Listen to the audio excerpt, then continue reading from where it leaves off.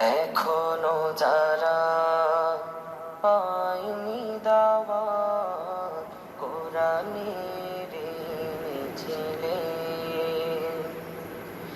এখনো যারা পায়নি দাওয়াত কোরআনের মিছিলে, শুনিয়ে দে চলো সত্যবাণী, শুনিয়ে দে চলো সত্যবাণী, পথ বাতলে দে আমলে, বলে দে বুকে টেনে,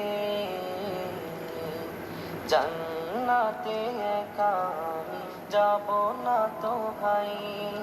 তোমাকেও জান্নাতে সাথী নিতে চাই।